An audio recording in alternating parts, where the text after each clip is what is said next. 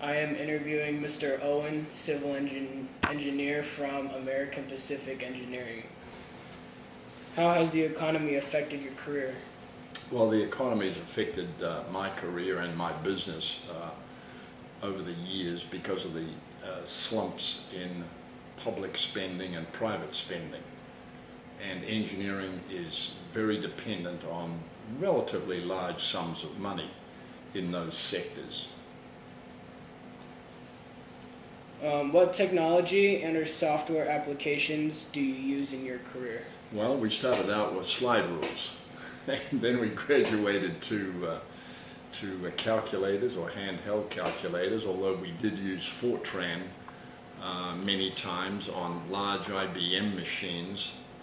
But the advent of the small personal computer has virtually revolutionized the engineering business. And in addition to that, the software associated with that that's been written for these computers has been very good. Of course, we use simple stuff like Excel and Word for normal transactions, but then specialized programs are required in structural engineering, hydraulic engineering, hydrology, and many other parts of the business. How do you learn how to use these applications and hardware? Well, yes, we use them ourselves. I use them every day. An engineer, in addition to being able to handle technical issues, has to be an extremely good communicator, and technical writing is something that has to be developed, and one must become very proficient in it. What is expected of you in the area of continuing education in your career? Well, it's incumbent upon everyone to keep current with new developments and new ideas and interact with other people. It's extremely important to do that, in addition to various publications and books that we use. That is an important facet of the work. What type of responsibilities do you have in your line of work?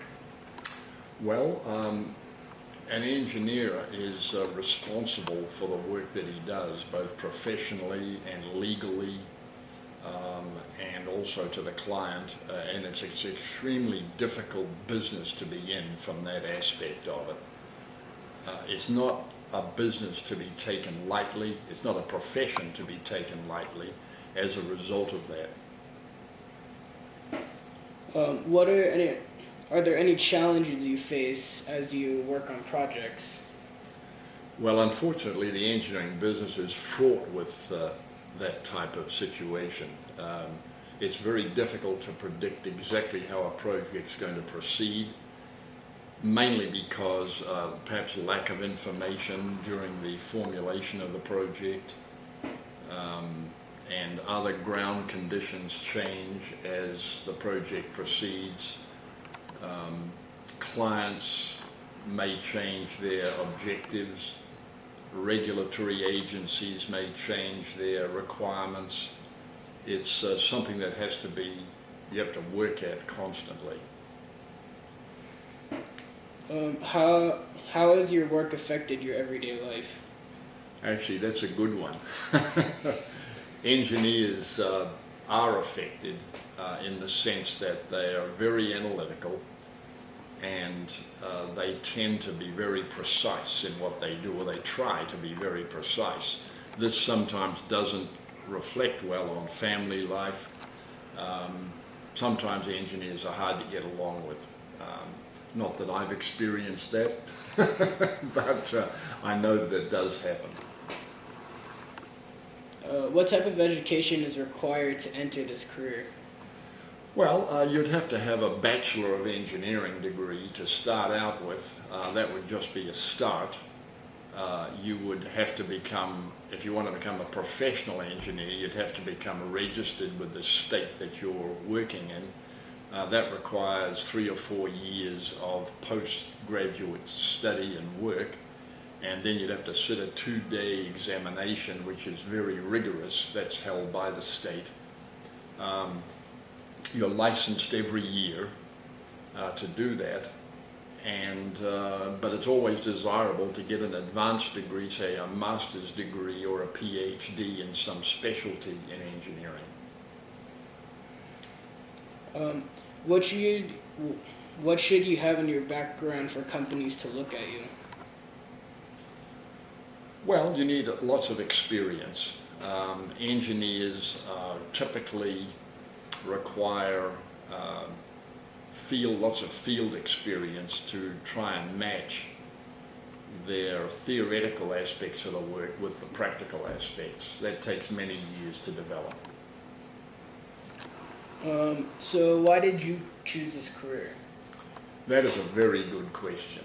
I think every engineer asks the same question. I grew up in New Zealand, and it was a developing country. Engineers were in demand, serious demand actually. They were paid very well, and it's always nice to be able to create something and develop it out of theoretical concepts into reality, into something that's physical, in the ground, something you can look at and be proud of. If you could go back and do this over again, would you choose the same career? Now that's a tough question. I think most professionals get somewhat sick of the work they do as they get older. I've got to tell you that. I don't know whether it's the sameness of it or the difficulty of it. These days, engineering is regulated to a very large degree, and therefore the legal aspects of it become critical.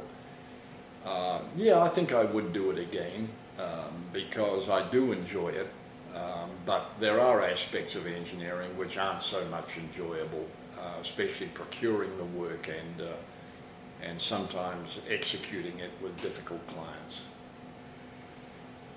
What type of training is required for this job? Training? Yes.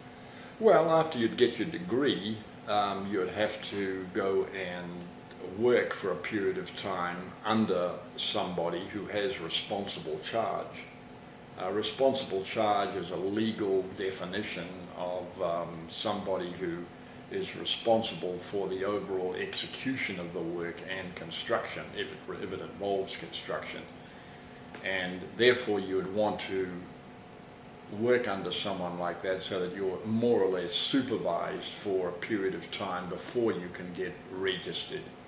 And then to get registered as a professional engineer in your own right, you have to have personal recommendations to do that in addition to sitting the exam, as I mentioned earlier. Do you enjoy what you do, and why?